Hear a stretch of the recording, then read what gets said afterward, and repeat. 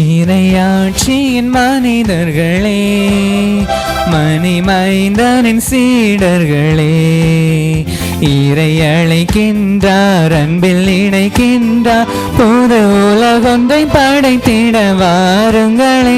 இறையாட்சியின் மனிதர்களே, மரிமைந்தனின் சீடர்களே, இறை அழைக்கின்றார், அன்பில் இணைக்கின்றார், புது உலகொன்றை படைத்திட வாருங்களே.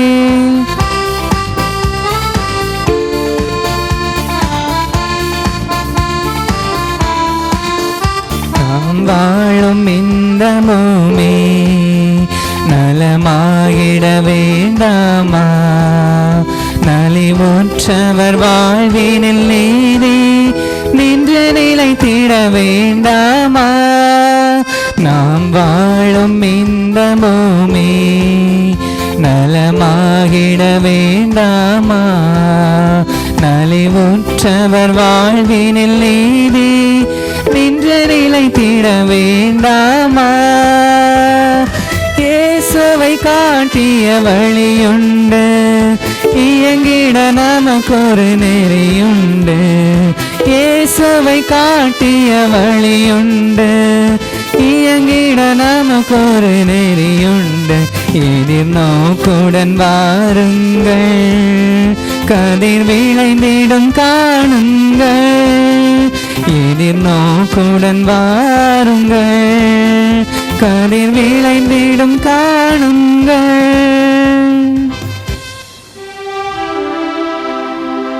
தந்தை மகன் தூயாவியார் பெயராலே ஆமென். ஆண்டவராகிய இயேசு கிறிஸ்துவின் அருளும் கடவுளின் அன்பும் தூயாவியாரின் நட்புறவும் உங்கள் அனைவரோடும் இருப்பதாக. மன்னவோடும் இருப்பதாக. ஆண்டவர் இயேசு கிறிஸ்துவில் அன்பு நிறைந்த சகோதரர்களே, சகோதரிகளே, இறைவனுடைய பேரன்பையும் அவருடைய இரக்கத்தையும் இந்த நாள் முழுக்க நீங்கள் பல்வேறு நிலைகளிலே தியானித்திருக்கிறீர்கள். அன்னை மரியாள் இறைவனுடைய பேரன்பில் முதன்மையானவராக இருந்தார் என்பதை நினைவு கூர்ந்து இந்த நாட்களிலே பல்வேறு நிலைகளிலே தியானித்திருக்கிற வேளையில் இந்த பலி வழியாக ஆண்டவருடைய இரக்கமும் அருளும் நம் எல்லோருக்கும் நிரம்ப கிடைக்க வேண்டும் என்பதற்காக நாம் ஒப்புக் கொடுப்போம்.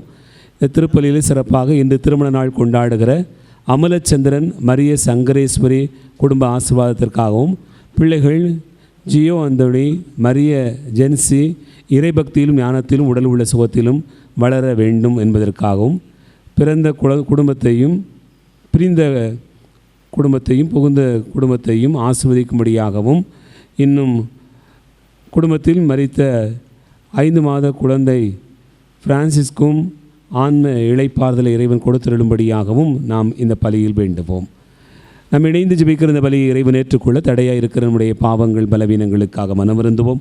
ஆண்டவரிடத்தில் மன்னிப்பு கேட்போம். எல்லாம் வல்ல இறைவனிடமும் சகோதர சகோதரிகளை உங்களிடமும் நான் பாவியினை ஏற்றுக்கொள்கின்றேன். ஏனெனில் என் சிந்தனையாலும் சொல்லாலும் செயலாலும் கடமைகள் தவறியதாலும் பாவங்கள் பல செய்தேன். என் பாவமே என் பாவமே என் பெரும் பாவமே. ஆகையால் எப்பொழுதும் கன்னியான புனித மரியாவையும் வானதூதர் புனிதர் அனைவரையும் சகோதர சகோதரிகளை உங்களையும் நம் இறைவனாகிய ஆண்டவரிடம் எனக்காக வேண்டிக்கொள்ள மன்றாடுகின்றேன். எல்லாம் வல்ல இறைவன் நம் மீது இரக்கம் வைத்து நம் பாவங்களை மன்னித்து நம்மை நிலை வாழ்வுக்கு அழைத்து செல்வாராக. ஆமென்.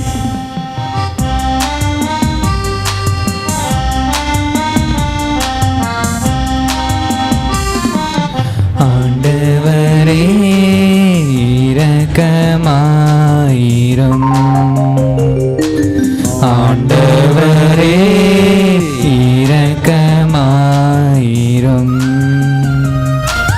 கிறிஸ்துவே இரக்கமாயிரும். கிறிஸ்துவே இரக்கமாயிரும். ஆண்டவரே இரக்கமாயிரும். ஆண்டவரே இரக்கமாயிரும்.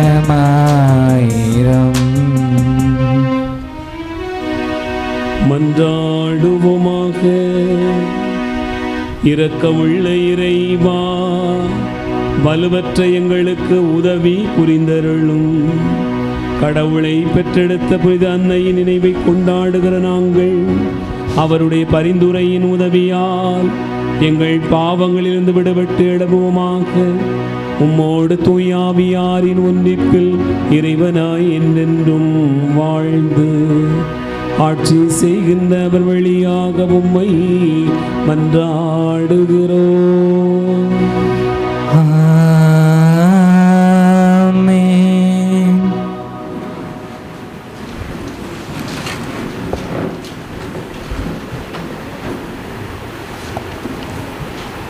முதல் வாசகம்.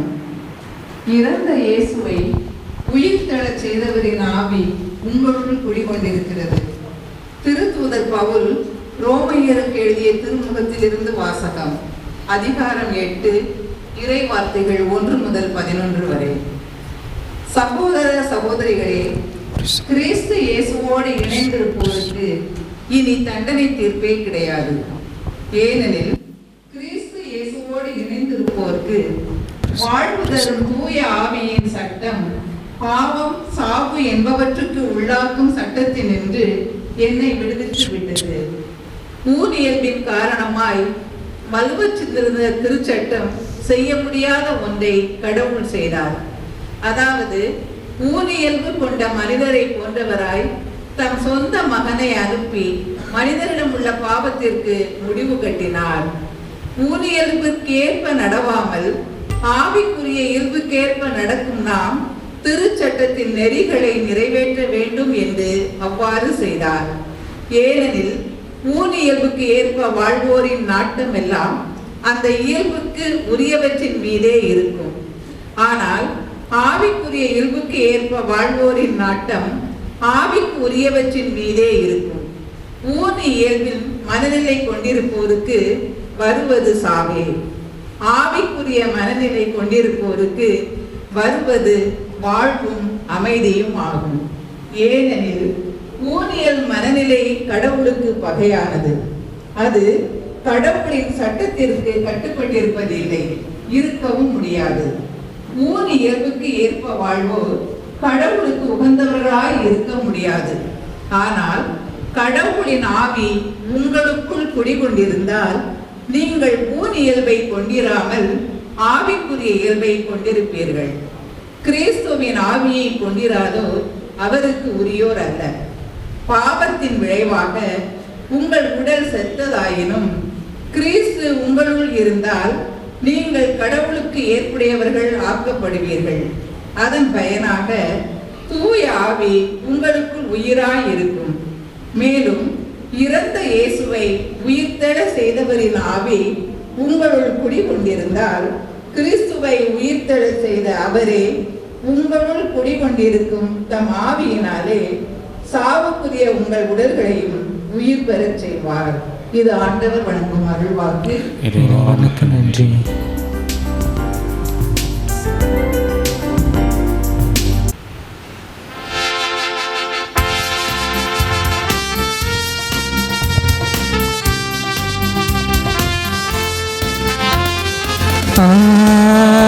Alleluia, Alleluia, Alleluia, Alleluia,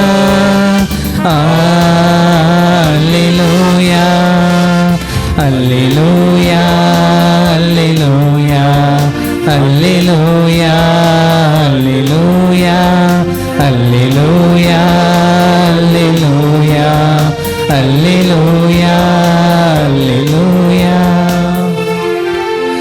சாக வேண்டும் என்பது என் விருப்பம் என்று ஆனால் அத்தீயோ தம் வழிகளில் நின்று திரும்பி வாழ வேண்டும் என்கிறார் ஆண்டவர்.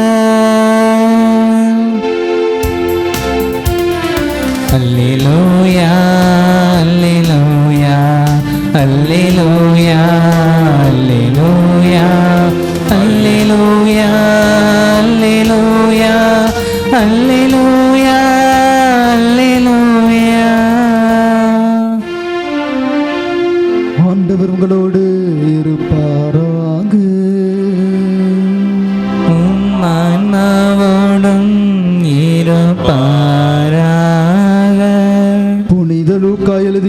நற்செய்தியிலிருந்து வாசகம்.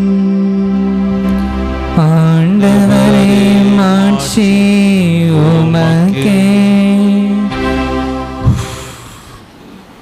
அதிகாரம் 13, இறை வார்த்தைகள் 1-9 வரை. அக்காலத்தில் சிலர் இயேசுவிடம் வந்து, பலி செலுத்தி கொண்டிருந்த கலிலேயரை பிலாத்து கொன்றான் என்ற செய்தியை அறிவித்தனர். அவர் அவர்களிடம் மறுமொழியாக, இக்கலிலேயருக்கு இவ்வாறு நிகழ்ந்ததால் இவர்கள் மற்றெல்லா கலிலேயரையும் விட பாவிகள் என நினைக்கிறீர்களா? அப்படி அல்ல என நான் உங்களுக்கு சொல்கிறேன். மனம் மாறாவிட்டால் நீங்கள் அனைவரும் அவ்வாறே அழிவீர்கள். சீலோவாமிலே கோபுரம் விழுந்து 18 பேரை கொன்றதே, அவர்கள் எருசலேமில் குடியிருந்த மற்ற எல்லாரையும் விட குற்றவாளிகள் என நினைக்கிறீர்களா? அப்படி அல்ல என உங்களுக்கு சொல்கிறேன்.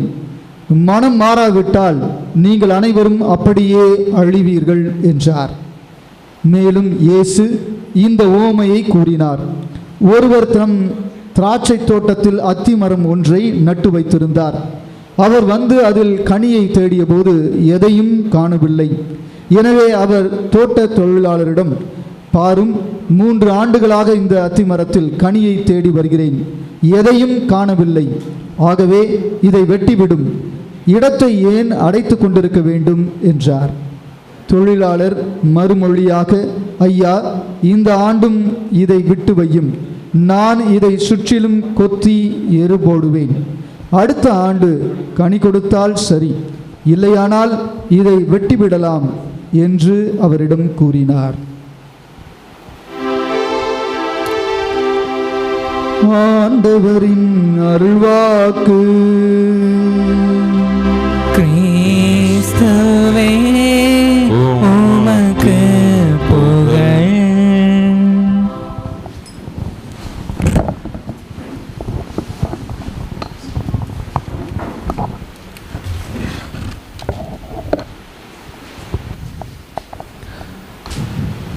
ஆண்டவர் இயேசு கிறிஸ்துவில் அன்பு நிறைந்த சகோதரர்களே, சகோதரிகளே,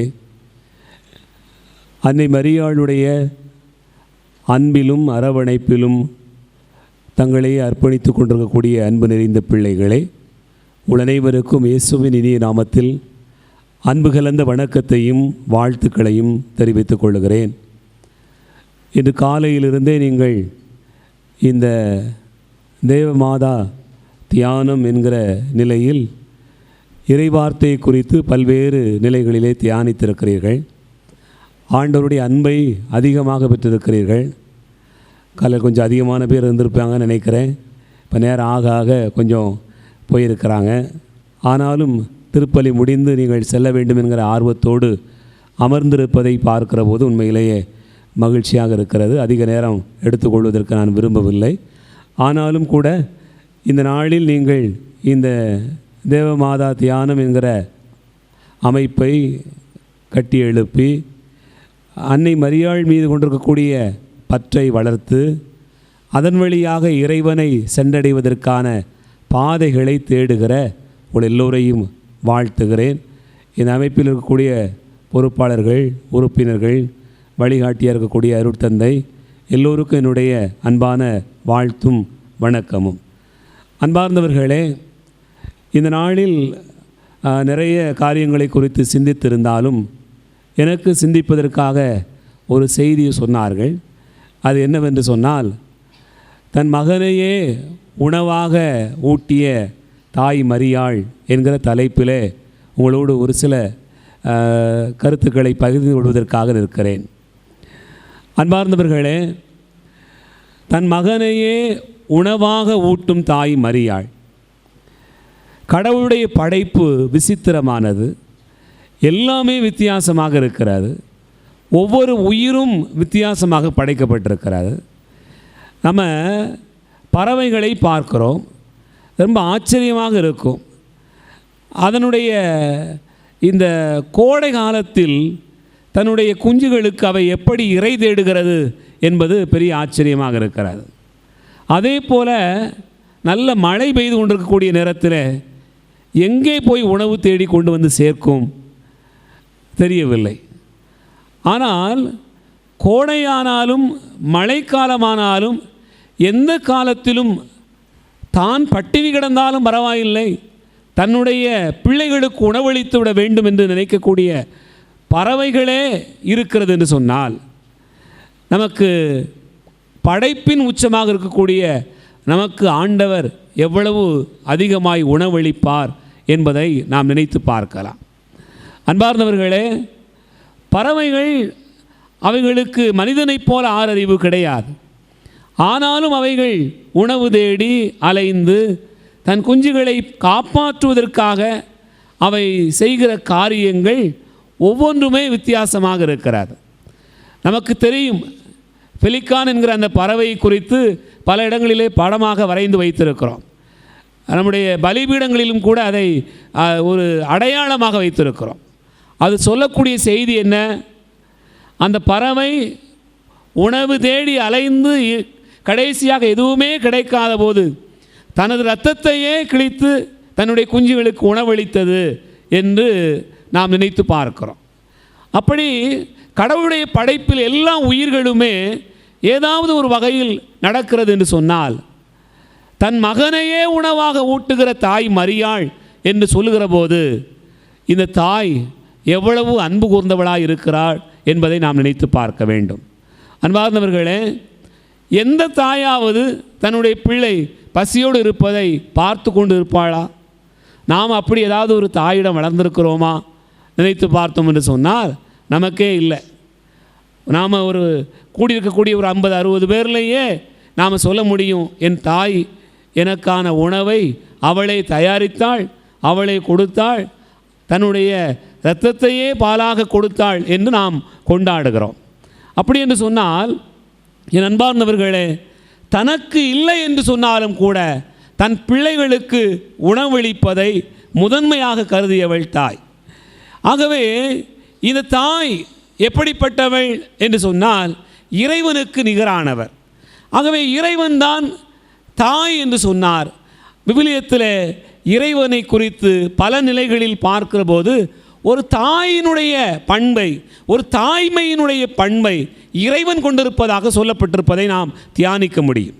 எசாயா புத்தகம் 49வது அதிகாரம் 15வது வசனம் நமக்கு எல்லாருக்கும் தெரிந்த ஒரு பகுதி. தாய் மறந்தாலும் நான் உங்களை மறவேன் என்று ஆண்டவருடைய வாக்கு சொல்கிறது.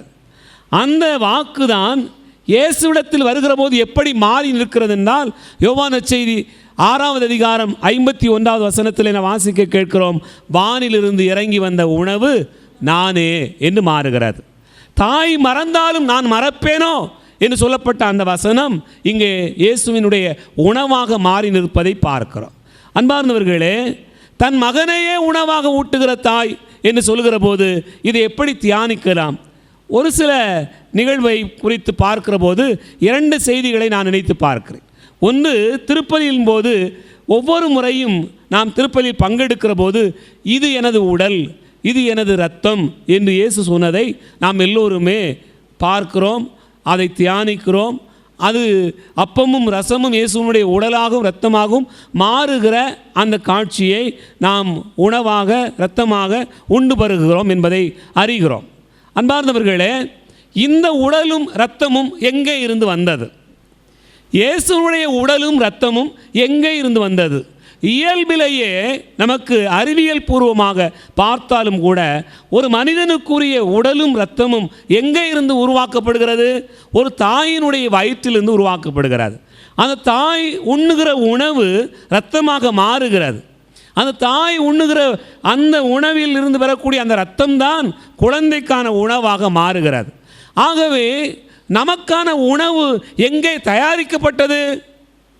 மரியாளின் வயிற்றில் தயாரிக்கப்பட்டது. சரிதானா? கடவுள் நமக்கான உணவை எங்கே வைத்திருந்தார்? மரியாளின் வயிற்றில் வைத்திருந்தார். ஆகவே நாம் இது எனது உடல், இது எனது இரத்தம் என்று இந்த திருப்பலியிலே கொண்டாடுகிற போது நாம் யார் வழியாக அந்த உணவை பெறுகிறோம்? இயேசுனுடைய உடலைத்தான் உண்ணுகிறோம், இயேசுனுடைய இரத்தத்தை தான் நாம் பருகுகிறோம். ஆனால் அந்த உடலும் இரத்தமும் யார் கொடுத்தது? மரியாள் கொடுத்தது. ஆகவே நாம் உண்ணுகிற இந்த உணவுக்கான தயாரிப்பினை மரியாள் செய்தார் என்று சொன்னால் தன் மகனையே உணவாக நமக்கு ஊட்டுகிற தாய் என்று சொல்வதற்கான முதல் காரணம் அதுதான். அடுத்ததாக நீங்கள் யோசித்து பாருங்கள் அன்பார்ந்தவர்களே, இயேசு தன்னுடைய ராப்போசனத்தின் போது, இறுதி ரா உணவின் போது சீடர்களிடத்தில் கூடி அவர்களுக்கு சொல்லுகிறார், இது எனது உடல், இது எனது இரத்தம் என்று சொல்கிறார். நாம் கொண்டாடுகிற இந்த கொண்டாட்டத்தில் இதை உணர்கிறோம். ஆனால் இயேசுவே சொல்கிறார், இது எனது உடல், இது எனது இரத்தம் என்று சொல்கிறார். இது எனது உடல், எனது இரத்தம் இயேசு சொல்லுகிற போது அது எங்கே இருந்து வருகிறது? அதுவும் மரியாளிடத்திலிருந்து புறப்படுவது தான், வேறு எங்கும் இருந்து வருவதல்ல. மரியாள் எதை கொடுத்தாளோ, எதை ஊட்டி வளர்த்தாளோ அதையே தன் மகன் மற்றவர்கள் வாழ்வதற்காக கொடுக்கிறார். ஆகவே உயிர்கள் வாழ்வதற்காக, நாம் எல்லோரும் வாழ்வதற்காக ஆண்டவர் இந்த உணவை தயாரித்து தந்தார். இந்த உணவையே, இந்த உடலையே, இந்த இரத்தத்தையே இயேசு கொடுக்கிற போது தன் தாய் கொடுத்த அந்த உணவை, தாயிடத்திலிருந்து பெற்றுக்கொண்ட அந்த உணவை, அந்த இரத்தத்தை அவர் நமக்காக கொடுக்கிறார் என்று பார்க்கிற போது நமக்கு புரிபடுவது என்ன? தன் மகனையே உணவாக ஊட்டுகிற தாய் என்று நாம் பார்க்கிறோம். என் அன்பார்ந்த சகோதர சகோதரிகளே, இந்த உணவு பழைய ஏற்பாட்டில் எப்படி கொடுக்கப்பட்டது? மனிதர் எல்லோரும் எகிப்திலிருந்து புறப்பட்டு வந்தபோது, பாலைவனத்தில் அவர்கள் வாழுகிற போது அந்த இடத்தில் இறைவன் வேறு எதையும் கொடுக்கவில்லை, மன்னாவைத்தான் கொடுத்தார். மன்னா என்கிற உணவு கடவுளுடைய உணவாக கொடுக்கப்பட்டது. அந்த மன்னாதான் இன்றைக்கு அப்பமாய், இயேசுனுடைய உடலாய், இயேசுனுடைய இரத்தமாய் மாறி நிற்கிறது என்று சொன்னால், நமக்கான உணவை அளிப்பவர் யார்? இறைவன். அந்த உணவு எதன் வழியாக இன்றைக்கு கொடுக்கப்படுகிறது? மரியாள் வழியாக இயேசுவாகவே நமக்கு கொடுக்கப்படுகிறது. அதை நாம் நினைத்து பார்க்கிறோம். அன்பார்ந்தவர்களே, மரியாள் நமக்கான உணவை தயாரித்தார். பலிபீடத்தில் ஒவ்வொரு முறையும் குருவானவர் பலி செலுத்துகிற போது இங்கே உங்களுக்கான உணவை தயாரிக்கிறார். அந்த உணவில் இருக்கக்கூடிய உடலும் இரத்தமும் யாருடையவை? யாருடையவை? இயேசுடையவை. இந்த இயேசுவையே உடலாகவும் இரத்தமாகவும் மரியாள் அவர் பிறந்தபோது எங்கே கிடத்தியிருந்தார்? தீவன தொட்டியில் கிடத்தியிருந்தார். அப்படிதானா? தீவன தொட்டியில் என்னத்தை போடுவாங்க? மாடுகளுக்கான உணவு போடப்படும். நாமெல்லாம் யாரு? மாடுகளா? மனிதர்கள். நமக்கான உணவு அப்போவே எங்கே தயாரிக்கப்பட்டது? மாட்டு தொழுவத்தில் அப்போவே தயாரிக்கப்பட்டது. ஆக நீங்கள் நினைத்து பார்த்தீர்கள் என்று சொன்னால், எப்படி பார்த்தாலும் மரியாள் நமக்கான உணவை தயாரித்தாள்.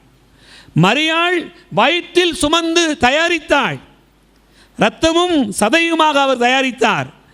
அவர் தீவன தொட்டியில் கிடக்கிற போது அங்கே இயேசுனுடைய இரத்தமும் உடலுமாய் கிடக்கிறது.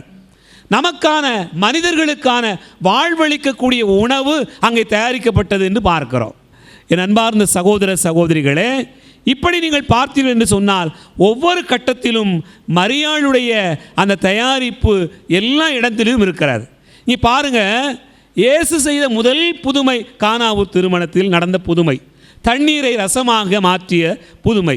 அன்பார்ந்தவர்களே, இந்த இடத்திலும் மரியாள் தயாரித்தது உணவுதான். ரசம் என்று சொன்னால், வெறும் தண்ணீர் என்று சொன்னால் என்ன சொல்லுவான்? தண்ணி தானப்பா வச்சுருந்தாங்கன்னு சொல்லுவான் இல்லையா? அதை ஜூஸாக மாற்றியாச்சுன்னா என்ன சொல்லுவோம்? ஜூஸ் இருக்குது, பழ ஜூஸ் இருக்குது, இன்னும் வேறு ஏதாவது ஜூஸ் இருக்குது அப்படின்னு நம்ம சொல்லலாம். இங்கே மரியாள் ஒரு வகையில் ரசம் தயாரித்தார் என்று சொன்னால், அந்த ரசம் நமக்கான உணவாக தயாரிக்கப்பட்டது. அந்த உணவும் யார் வழியாக வருகிறது? மகன் வழியாக வருகிறது. அந்த மகனே தன்னையே கொடுக்கக்கூடிய காட்சி தான் அந்த உணவு. அப்படி என்றால் விவிலியத்தினுடைய எந்த பக்கத்தை புரட்டினாலும் என் அன்பார்ந்த சகோதர சகோதரிகளே, நமக்கான உணவு தயாரிக்கிறவர், நமக்கான உணவை தருகிறவர் மரியாள். அதை நாம் கொண்டாட வேண்டும், அதை நாம் நினைத்து பார்க்கிறோம். அதனால தான் தன் மகனையே உணவாக ஊட்டிய தாய். வேறு எதையாவது கொடுத்து நமக்கு ஊட்டலை.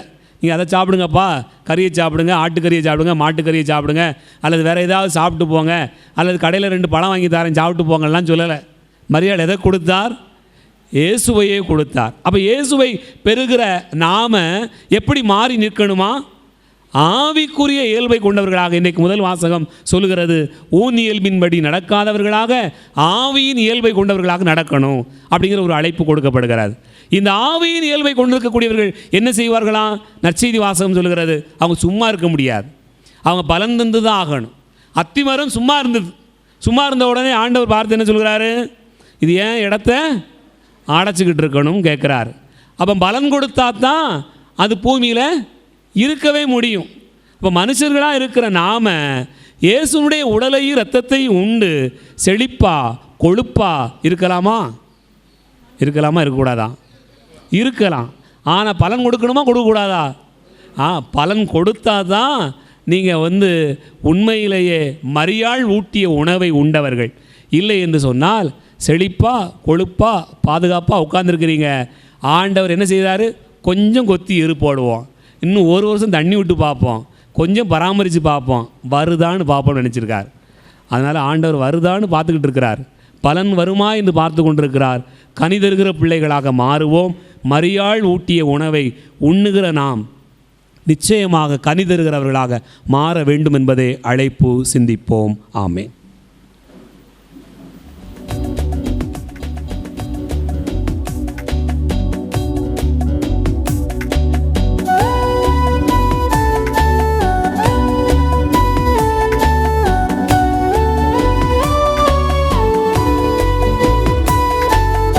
ஆலயத்தின் வாசல் வந்தா அழுகை வருதே, ஆட மட்டும் அழுது விட்டால் அமைதி பெருகுதே. கண்ணீரை போல காணிக்கை இல்லை, கண்ணீரை போல காணிக்கை இல்லை. கண் கொண்டு பாரும் கடவுளின் மகனே, கண்ணீரின் அர்த்தங்களிதானே. காணிக்கை தந்தோம் கர்த்தாவே, ஏற்றுக்கொள் எம்மையே போதே. சகோதர சகோதரிகளே, என்னுடையது உங்களுடையதுமான இந்த பலி எல்லாம் வல்ல தந்தையாக இறைவனுக்கு ஏற்றதாகும்படி செபியுங்கள். ஆண்டவர் தம் திருப்பெயரின் புகழ்ச்சிக்காகவும் ஆட்சிக்காகவும் நமது நன்மைக்காகவும் நமது திருச்சபை அனைத்து நலனுக்காகவும் உமது கையின்ற திருப்பலியை ஏற்றுக்கொள்வாராக. ஆண்டவரே, உம் திருமகனுடைய தாயின் நினைவை கொண்டாடும் நாங்கள் உம்மை வேண்டுகிறோம். இப்பலியின் காணிக்கை உமது எல்லையற்ற அருள் துணையால் உமக்கு நிலையான கொடையாக மாற வேண்டும் என்று எங்கள் ஆண்டவராகிய கிறிஸ்து வழியாக உம்மை மன்றாடுகிறோம்.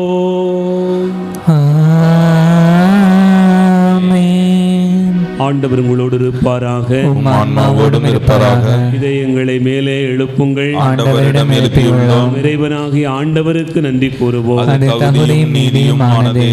ஆண்டவரே, தூயவரான தந்தையே, என்று வாழும் எல்லாம் வல்ல இறைவா, எந்நாளும் எவ்விடத்திலும் நாங்கள் உமக்கு நன்றி செலுத்துவதும் எப்பொழுதும் கன்னியான மரியாளின் வணக்க நாளில் நாங்கள் உம்மை போற்றி புகழ்ந்து உம்மை ஆட்சிப்படுத்துவதும் மெய்யாகவே தகுதி நீதியுமாகும் எங்கள் கடமையும் மீட்புக்குரிய செயலுமாகும். தூயாவி நிழலிட்டதால் அந்த அன்னை உம்முடைய ஒரே திருமகனை கருத்தாங்கி தமது கன்னிமையின் ஆட்சியில் நிலைத்து நின்று நிலையான ஒளியாக எங்கள் ஆண்டவர் இயேசு கிறிஸ்துவை உலகிற்கு தந்தார். ஆகவே வானகணிகளோடு ஒன்று சேர்ந்து நாங்கள் புகழ்ந்து முடிவின்றி சொல்வதாவது: தூயவர் தூயவர் தூயவர், வான்படைகளின் கடவுளாம் ஆண்டவர், விண்ணகமும் மண்ணகமும் உமது மாட்சியால் நிறைந்துள்ளன. உன்னதங்களிலே ஓசன்னா. ஆண்டவர் பெயரால் வருகிறவர் ஆசி பெற்றவர், உன்னதங்களிலே ஓசன்னா. ஆண்டவரே, நீர் மெய்யாகவே தூயவர், தூய்மை அனைத்துக்கும் ஊற்று. ஆகவே உம்முடைய ஆவியை பொழிந்து காணிக்கைகளை தூய்மைப்படுத்த உம்மை வேண்டுகிறோம். இவ்வாறு எங்கள் ஆண்டவர் இயேசு கிறிஸ்துவின் உடலாகவும் இரத்தமாகவும் எங்களுக்கு இவை மாறுவனவாக.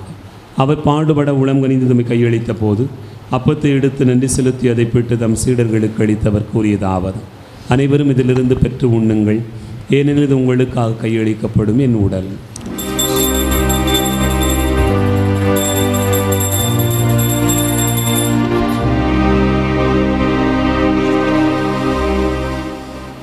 அவண்ணமே இரவு விருந்து அருந்திய பின் கிணத்தை எடுத்து மீண்டும் உமக்கு நன்றி கூறி தம் சீடர்களுக்கு அளித்தவர் கூறியதாவது: அனைவரும் இதிலிருந்து பெற்று பருகுங்கள், ஏனெனில் இது புதிய நிலையான உடன்படிக்கைக்குரிய என் இரத்தத்தின் கிண்ணம். இது பாவ மன்னிப்புக்கென்று உங்களுக்காக பலருக்காக சிந்தப்படும். இதை நினைவாகச் செய்யுங்கள்.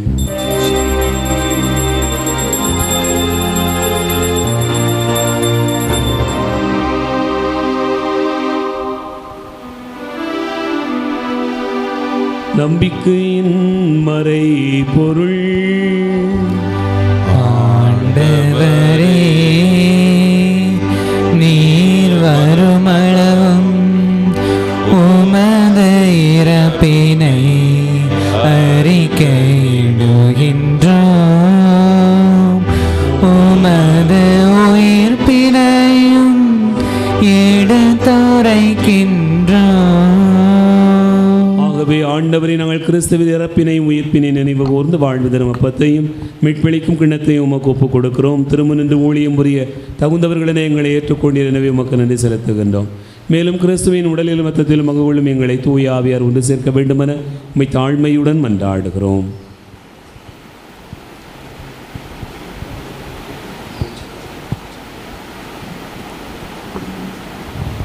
ஆண்டவரே, உலகெங்கும் பரவியிருக்கும் உமது திரு அவையை நினைவு கூர்ந்தருளும்.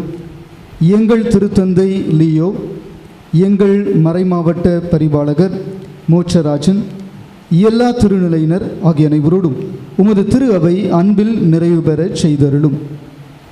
மேலும் உயிர் தெழும் எதிர்நோக்குடன் தொழில் கொள்ளும் எங்கள் சகோதர சகோதரிகளையும் இறந்தோர் அனைவரையும் இரக்கத்துடன் நினைவு கூர்ந்து உமது திருமுக ஒளியினுள் ஏற்றருளும்.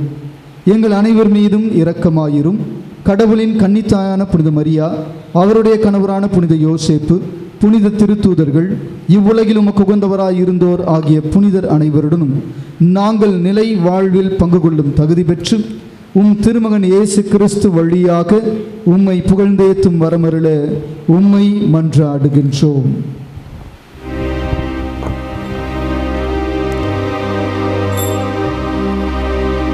இவர் வழியாக இவரோடு இவரில் எல்லாம் அல்ல இறைவனாகிய தந்தையே, தூயாவியாரின் ஒன்றிப்பில் எல்லா புகழும் ஆட்சியும் என்றென்று உமக்கு உரியதே.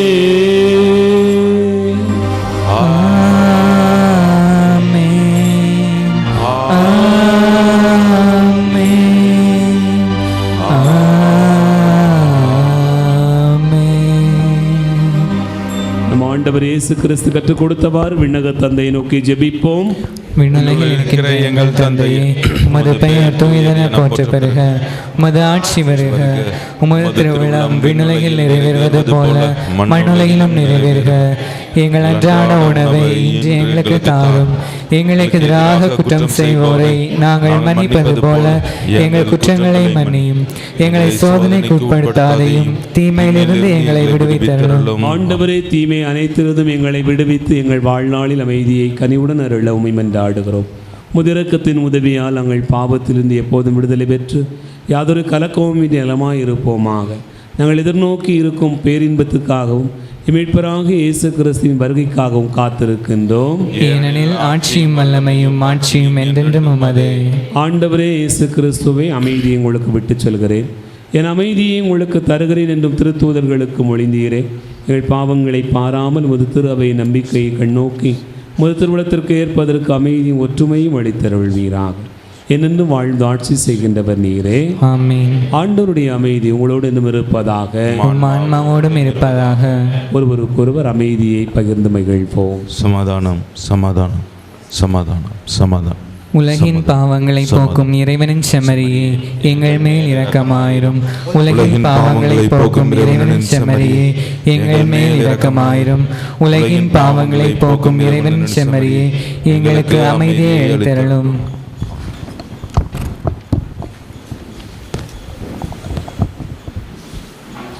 இதோ இறைவனின் செம்மறி, இதோ உலகின் பாவங்களை போக்குகிறவர்.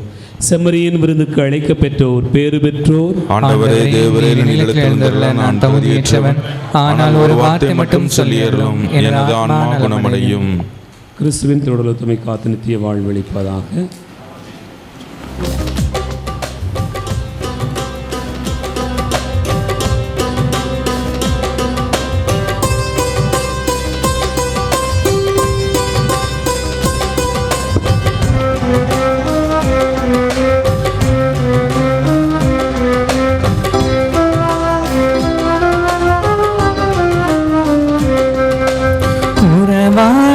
தெய்வம் உணவாக வந்தார் என் நெஞ்சம் இனிதாக பாடும். கார்மேகம் காணும் மயிலாக நானும் என் நாவில் ஆனந்த ராகம். உறவாடும் தெய்வம் உணவாக வந்தார் என் நெஞ்சம் இனிதாக பாடும். கார்மேகம் காணும் மயிலாக நானும் என் நாவில் ஆனந்த ராகம். உணவாய் வந்த தெய்வம் என் உள்ளம் கவர்ந்த தெய்வம். உள்ளம் கவர்ந்த தெய்வம் என் உணவாய் வந்த தெய்வம்.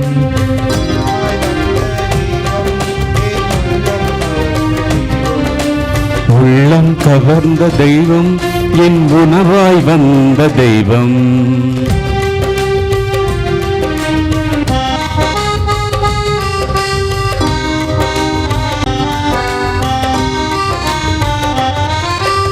எழில் கொண்ட மன்னாவும் மனக்கோலம் காண விளக்கோடு உனை தேடினே.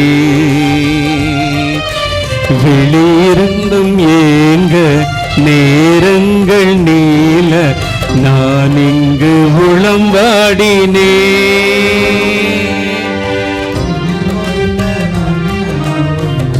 கோலம் காண உன்னை தேடினே.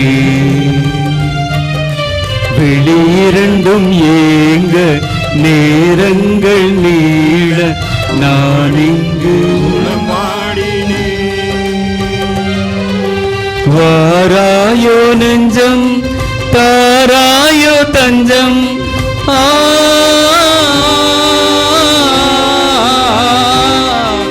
வாராயோ நெஞ்சம் தாராயோ தஞ்சம்.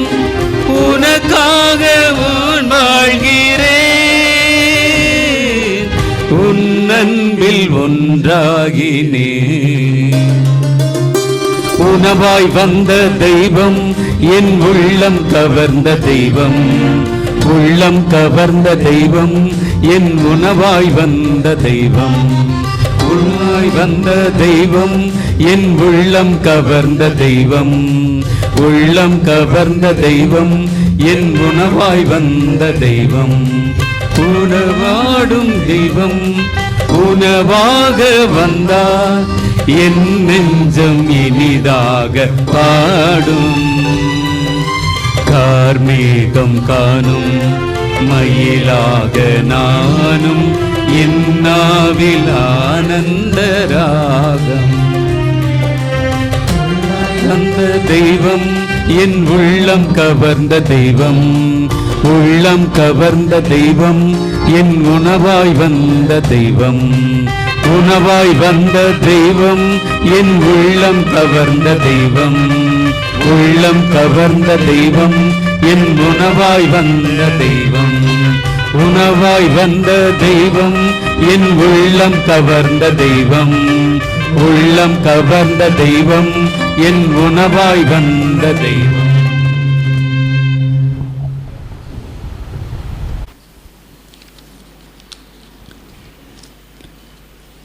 இறையேசுவில் பிரியமானவர்களே, இன்று நமது எளிய அழைப்பை ஏற்று இந்த திருப்பலியிலே இறை ஆசிரை நிறைவாக பெற்றுக் கொடுத்து நமது அன்னை மரியாள் ஆண்டவர் இயேசு கிறிஸ்துவை தாயாக இருந்து அவருடைய இரத்தத்தையே உடலையே நமக்காக உணவாக கொடுக்க திருவுளம் இறைவன் கொண்டார் என்பதை மிக ஆணித்தரமாக தெளிவாக நமக்கு மறையுரை அளித்து அன்னை மரியாளும் ஆண்டவர் இயேசுவும் எவ்வாறு இணைந்திருக்கிறார்கள் என்பதை எளிமையாக விளக்கி கூறினார். நம்முடைய அருட்தந்தை அந்தோணி வியாகப்பன், தூய சவேரியார் பேராலயம், பாளையங்கோட்டை, சிறப்பான விதத்திலே அவருக்கு நமது நன்றியை உரித்தாக்குவோம். இந்த நேரத்திலே திருவாளர் ஜோயல் அவர்கள் தந்தை அவர்களை இந்த எளிய நூலாடையை அணிவித்து சிறப்பிப்பார்.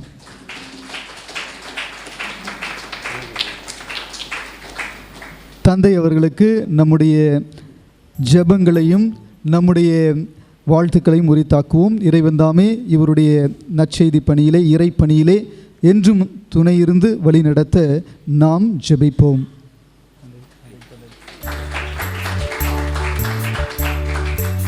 அருட்தந்தை சைமன் அவர்கள் நமக்காக ஒப்புரவு சாதனம் சிறப்பான விதத்திலே கேட்டுக்கொண்டிருக்கிறார்கள். இந்த திருப்பலியிலே அவரால் கலந்து கொள்ள முடியவில்லை. இருந்தபோதிலும் அவருக்கும் நம்முடைய மனமார்ந்த நன்றிகளை உரித்தாக்குவோம்.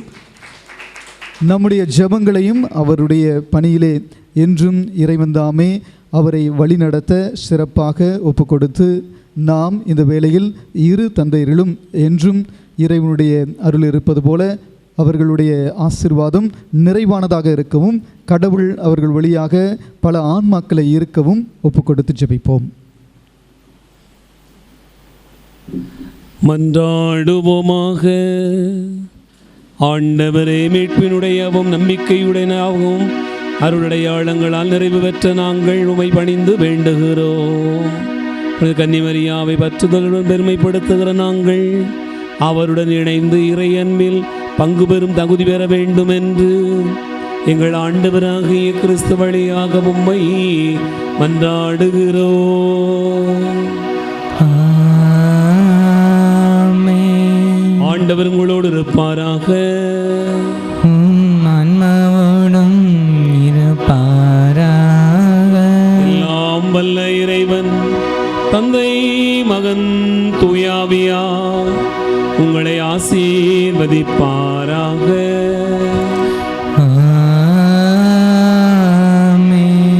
சென்று வாழுவோம். திருப்பலி நிறைவேறிற்று.